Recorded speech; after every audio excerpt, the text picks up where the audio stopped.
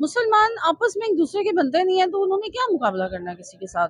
पूरे हम लोग जो हैं वो बस हिंदू काफिर और उनको बुरा भला कहने में मसरूफ हैं, जबकि वो अपने डेवलपमेंट में मसरूफ हैं।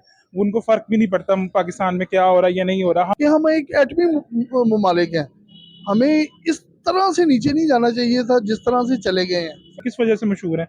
हम टेररिस्ट हैं, हम बुरे काम करते हैं, और उसको हम प्रूफ किस तरह से करते हैं कि हम इम्पैक्ट पड़ता है, सोसाइटी इफेक्ट करती है, कल्चर इफेक्ट करता है आसपास का। लेकिन हिंदू लोगों ने, इंडियंस लोगों ने अपने कल्चर को तो नहीं छोड़ा, हमारे कल्चर या किसी के कल्चर को तो नहीं अपनाया, ना ही उनके ऊपर असरात नजर। महसूस होता है वो ये महसूस होता है कि हमारे यहाँ प्लानिंग की बहुत ज़्यादा कमी है।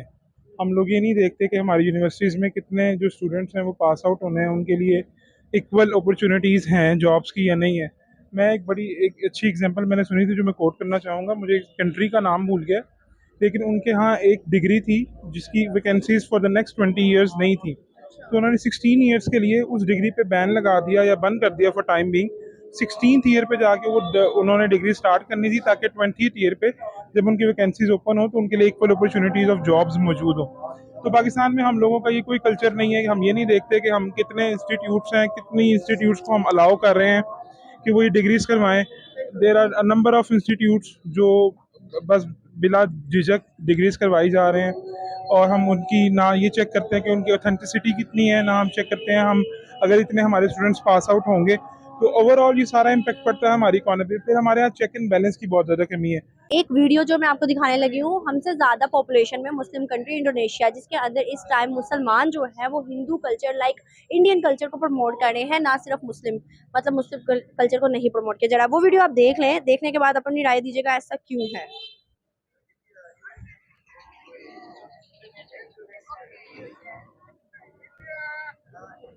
बाकायदा इंडिया का नाम भी लिया जा रहा है इस वीडियो के अंदर। एक्चुअली जिस सोसाइटी में इंसान रह रहा होता है उसका बड़ा इन्फ्लुएंस होता है। अगर वहाँ पे हिंदू कल्चर उनको, मतलब हम कुछ तो ये है कि हम अपने नॉर्म से हटते जा रहे हैं, और कुछ ये है कि इन्फ्लुएंस हम ले लेते हैं। फॉर एग्जांपल पाकिस्तान में भी अगर हम देखें तो बहुत सारे इंडियन ड्रामाज या शोज से काफ़ी बच्चे, इवन मैं एक छोटी सी मिसाल दूं, मेरी भांजी है छोटी, लाइक 3 इयर्स, तो वो बहुत से जो वीडियोस देख देख के हिंदी वर्ड्स यूज़ करती है। तो इसी तरह से हम देख देख के कल्चर्स, क्योंकि अब सोशल मीडिया का ज़माना है, पहले इतने ट्रेंड्स हमें नहीं पता लगते थे कि क्या चल रहा है, क्या हिंदुओं के हैं, सिवाय इसके कि जहाँ पे शेयर कर रहे हैं मुस्लिम और हिंदू अपना कल्चर, वहाँ तो पता था। अब ये होता है कि जिसको नहीं भी पता था क्या उनके त्यौहार हैं, अब पाकिस्तान में भी और बहुत से मुस्लिम ममालिक में होली हो गई या बहुत से ऐसे त्यौहार हो गए जो कि कुछ पोश इलाकों में या कुछ ऐसी जगहों पे मनाए जाने लगे हैं। तो ये फिर सर आप देखिए, आपने कहा है कि हम इम्पैक्ट पड़ता है, सोसाइटी इफेक्ट करती है, कल्चर इफेक्ट करता है आसपास का। लेकिन हिंदू लोगों ने, इंडियंस लोगों ने अपने कल्चर को तो नहीं छोड़ा, हमारे कल्चर या किसी के कल्चर को तो नहीं अपनाया, ना ही उनके ऊपर असरात नजर आते हैं। ऐसा क्यों है? अच्छा, उसमें ये है कि हमारे जब नबी पाक सल्लल्लाहु अलैहि वसल्लम का दौर आया तो उन्होंने अपना इखलाक, अपना किरदार इस तरह का पेश किया कि उनसे लोग इन्फ्लुएंस हो सकें। बीइंग अ मुस्लिम, हम लोग को की क्या फेम है दुनिया में, हम किस वजह से मशहूर हैं? हम टेररिस्ट हैं, हम बुरे काम करते हैं, और उसको हम प्रूफ किस तरह से करते हैं? अब पाकिस्तानी या किसी मुस्लिम कंट्री का कोई बंदा अगर बाहर चला जाता है, डिसऑनेस्टी करते हैं, हम अपने काम को पूरी तरह नहीं करते। तो हमने टाइम बीइंग, ये टाइम गुजरने के साथ साथ हम लोग अपना इमेज जो था वो ख़राब करते जा रहे हैं दुनिया की नज़र में। फिर भी ये हमारी सोसाइटी का हिस्सा है, हम इससे इनकार भी नहीं कर सकते। हिंदू या अंग्रेज़ या सिख में भी हमसे बहुत ज़्यादा ऑनेस्ट हों, वो लोग कुरान और हदीस और हमारे कल्चरल नॉर्म से सीख रहे हैं और उससे अपनी डेवलपमेंट कर रहे हैं कि हाँ, इस तरह से ये।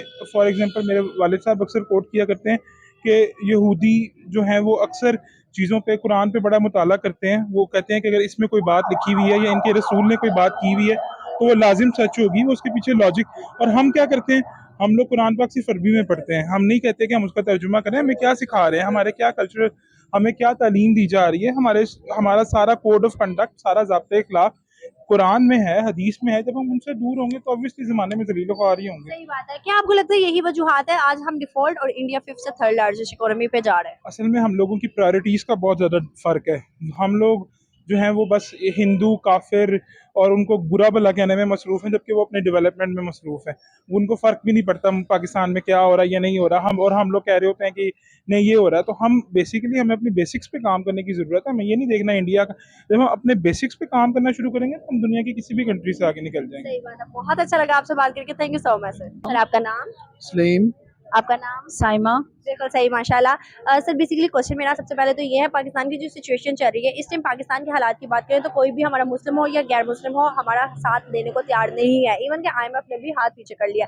क्या वजूहात लगती हैं पाकिस्तान की इस टाइम जो डिफॉल्ट के रास्ते पे है, और क्या चीज़ें, क्या रीजंस होंगी जिस पर हम रिकवर कर सकते हैं पाकिस्तान को?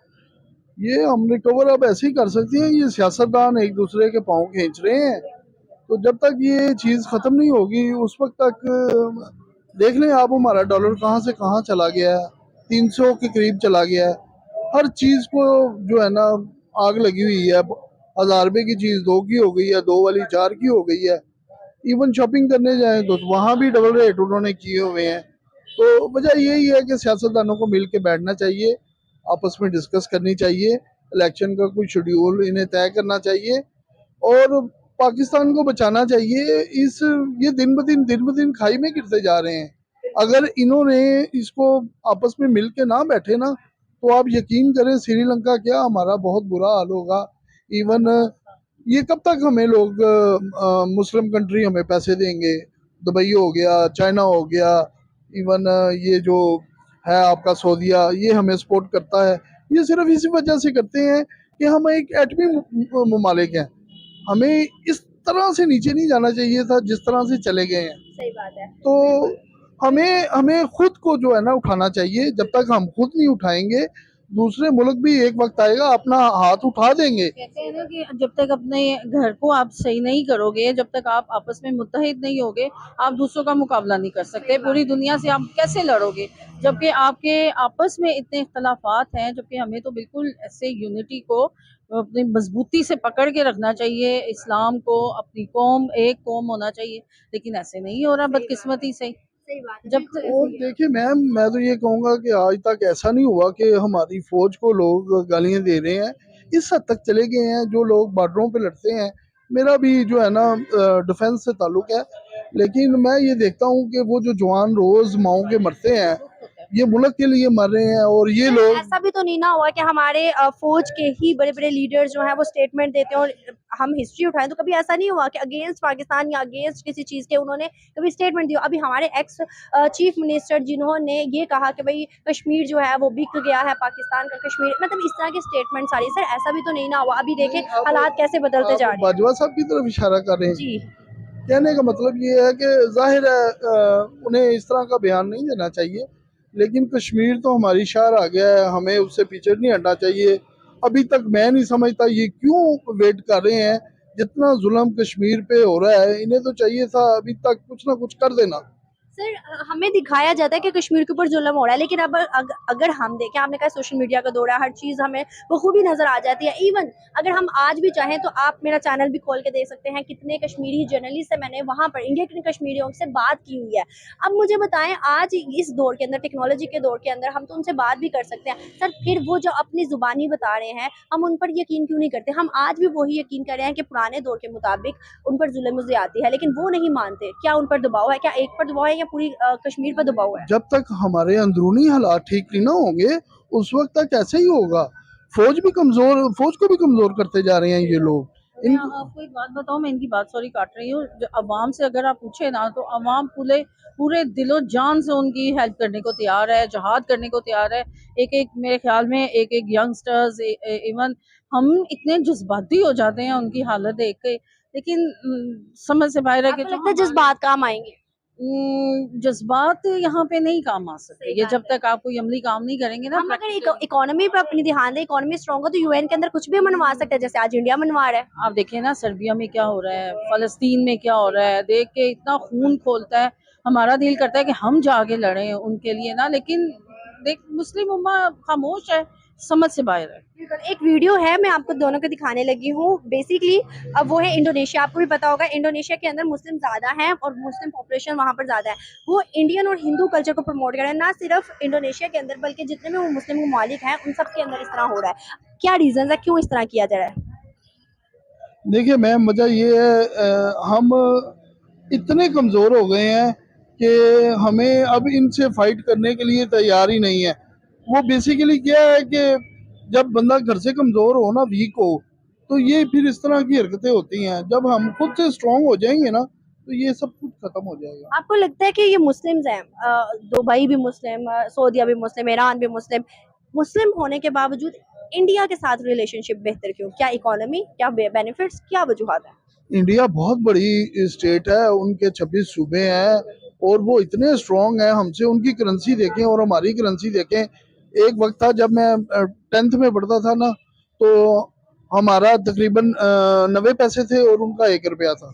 अब ये देखें कि उनके मेरे ख्याल में 2 रुपये से भी ऊपर चला गया है और हमारा 1 रुपया। उनको उनके यहाँ डॉलर 80-85 का है, जबकि हमारे यहाँ 300 के करीब पहुंच गया है। ये जब तक ये मुल्क के लिए कोई अच्छा लीडर नहीं ना आएगा, उस वक्त तक ये कुछ भी नहीं होना। Obviously, उनको बेनिफिट्स हैं उनसे, जाहिर है वो तो तिजारत करते हैं, हर काम बेनिफिट्स है, इस वजह से जाहिर है वो कर रहे हैं। पाकिस्तान के ऊपर नजर डाले तो पाकिस्तान क्या दे रहा है इस टाइम किसी भी मुल्क को, बल्कि ले ही रहा है। हमारी एक्सपोर्ट तो है ही नहीं, जो है थी वो भी बंद हो यकीन गई। करें, जब मुझे पता लगा था ना कि वहाँ पे कॉन्सर्ट हुआ है सऊदी अरब में, सलमान खान आया, उसको अवार्ड दिया गया है, मेरा दिल इतना दुखा था ना, मेरा दिल कर रहा था मैं, ये कैसे हो सकता है कि सऊदी अरब जैसा मुल्क ये काम कर रहा है।